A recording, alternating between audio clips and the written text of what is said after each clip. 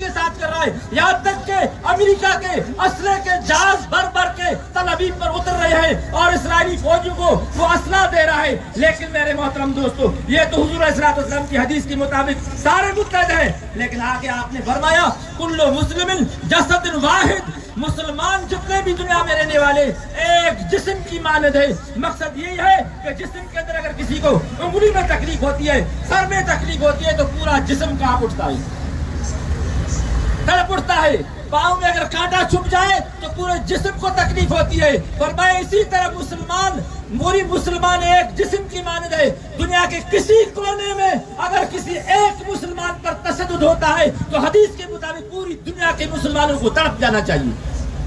کیا آج فلسطین کے اندر عورتوں پر بمباری ہو رہی ہے، مردوں پر بمباری ہو رہی ہے، مساجد شہید ہو رہی ہے، ہزاروں کی تعداد میں عورتیں وہاں شہید ہو چکی ہیں، بچے شہید ہو چکے ہیں، کیا ہمیں کبھی اس پر تڑپ ہوئی ہے؟ میں آپ سے بتانا چاہتا ہوں، آپ میں سے کسی کی ماں بیمار ہو، بیٹا بیمار ہو، وہ جب تھوڑا سا بیمار ہوتا ہے بیٹا تو ماں تڑپتی ہے کہ نہیں تڑپتی؟ باپ بیمار ہو جائے تو بیٹا تڑپتا ہے کہ نہیں تڑپتا؟ بیمار تو ماں ہے لیکن نیند بیٹے کو بھی نہیں آتی، کیوں؟ اس لیے کہ اس کی محبت اس کے دل میں ہے۔ لیکن آج وہاں کی رہنے والی مائیں بہنیں کیا ہماری مائیں بہنیں نہیں ہیں؟ وہاں رہنے والے بچے ہمارے بچے نہیں ہیں، وہاں رہنے والے انسان ہمارے بھائی نہیں ہیں۔ فرمایا مسلمان کا بھائی ہے، اور فرمایا کہ جسد الواحد، ایک مسلمان کو تکلیف ہوگی تو تمام مسلمانوں کو تکلیف ہونی چاہیے۔ میں افسوس کرتا ہوں پاکستان کے مسلمانوں پر، میں افسوس کرتا ہوں بندر کے مسلمانوں پر۔ کیا یہ جمعیت کا جلسہ ہے؟ بتاؤ مجھے، بی ایل پی کا جلسہ ہے، پیپلز پارٹی کا جلسہ ہے؟ یہ تو فلسطین کے مجاہدین کے ساتھ اظہار یکجہتی کے لیے جلسہ ہے۔ میں حیران ہوں، ہم ناموس رسالت کا جلسہ کرتے ہیں تو بھی لوگ کہتے ہیں جمعیت کا جلسہ ہے، ناموس صحابہ کے لیے نکلتے ہیں تو بھی کہتے ہیں جام صاحب ناراض ہو جائے گا، ہم کسی مسلمان کی حمایت میں جلسہ نکالتے ہیں تو کہتے ہیں بھوتانی صاحب ناراض ہو جائے گا۔ میں شرم آنی چاہیے میرے محترم دوستوں مسلمانوں کو۔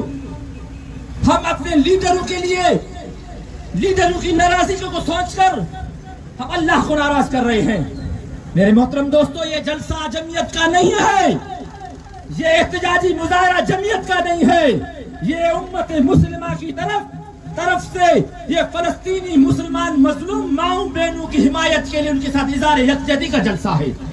ہم مسلمان اتنے کمزور ہو چکے ہیں کہ ان کے لیے روڈ پر کھڑے ہو کر پسینہ بہا نہیں سکتے، وہ خون بہا رہے ہیں۔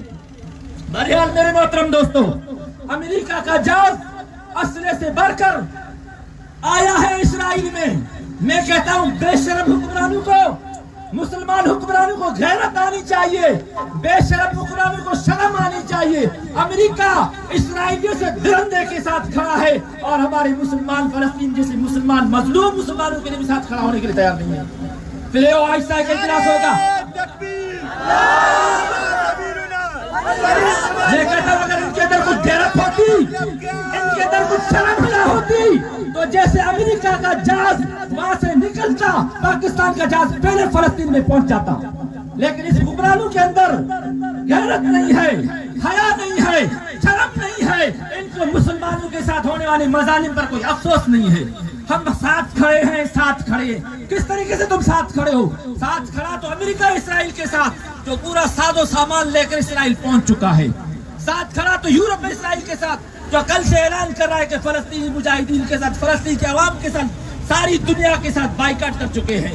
لہذا پاکستانی حکمرانوں کو بھی اور عرب دنیا کو آپ علیہ الصلوۃ والسلام نے فرمایا اخرجوا اليهود والنصارى من جزیرۃ العرب، آپ نے فرمایا کہ یہود و نصارہ کو جزیرہ عرب سے نکال دو، اور آپ کے صحابہ کرام نے اپنی قوت ایمانی کے ساتھ سارے یہود و نصارہ کو مدینہ منورہ سے، بیت اللہ سے، ہر طرف سے نکال کے باہر کر دیا۔ لیکن آج یہی لوگ انہی یہود و نصارہ کو دوبارہ آباد کر رہے ہیں، انہیں کو آباد کر رہے ہیں۔ آپ نے فرمایا ان کو نکالو، اور یہ ان کو لا رہے ہیں میرے محترم دوستو۔ لہٰذا میں پاکستان سمیت تمام اسلامی دنیا سے یہ مطالبہ کرتا ہوں، قرارداد پاس نہیں کرو، جلسے جلوس نہیں کرو، آج تم اعلان کرو کہ انشاءاللہ العظیم فلسطین کے مجاہدین کے ساتھ کھڑے ہو کر جہاد کرنے کے لیے تیار ہیں۔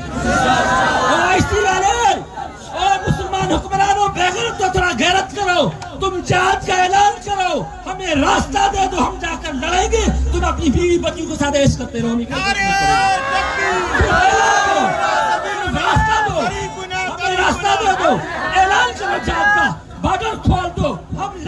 لیے انشاءاللہ تیار ہیں. تمہارے غوری میزائل کی کوئی ضرورت نہیں ہے, تمہارے ایٹمی میزائل کی کوئی ضرورت نہیں ہے.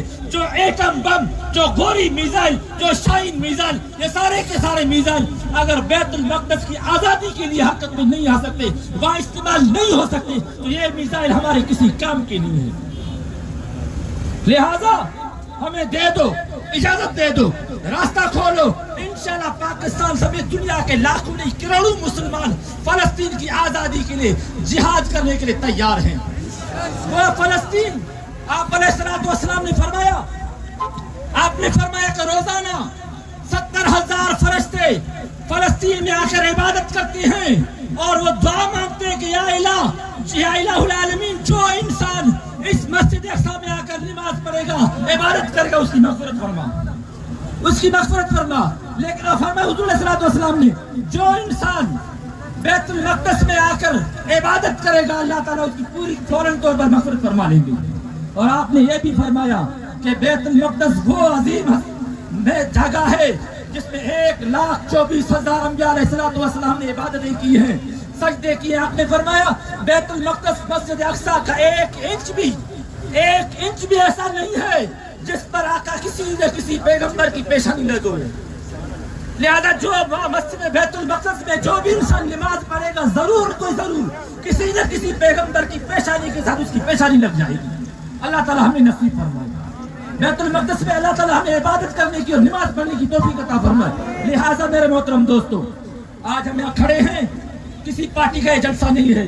ہم حکمرانوں سے, OI سے, تمام 57 ممالک سے یہی گزارش کرتے ہیں کہ تم جہاد کا اعلان کرو اور راستہ دے دو. مسلمان خود جا کر وہاں پر لڑنے کے لیے تیار ہیں. اگر تمہاری بزدل فوج, اگر تمہارے بزدل حکمران لڑنا نہیں جانتے, لڑ نہیں سکتے, تو گھروں میں بیٹھ جائیں, صرف ہمیں راستہ دے دو. ہم انشاءاللہ العزیز چند گھنٹوں کے اندر بیت المقدس کو آزاد کر کے اسرائیل کو نیست و نابود کر سکتے ہیں انشاءاللہ. تیار ہیں انشاءاللہ؟ چلیں گے ہمارے ساتھ.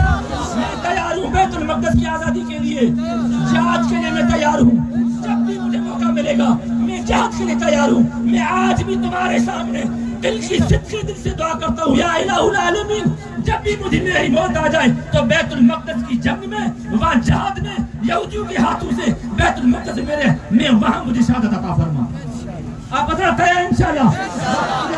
وقت کی قلت کی وجہ سے میں ان الفاظ پر اختتام کرتا ہوں. اللہ رب العالمین ہمارے اس میں تھوڑی سی محنت کو اپنی بارگاہ میں قبول اور منظور فرمائے اور ہماری نجات کے لیے ذریعہ بنائے. وآخر دعوانا الحمدللہ رب العالمین. نعرہ تکبیر, نعرہ تکبیر, سبیلنا سبیلنا,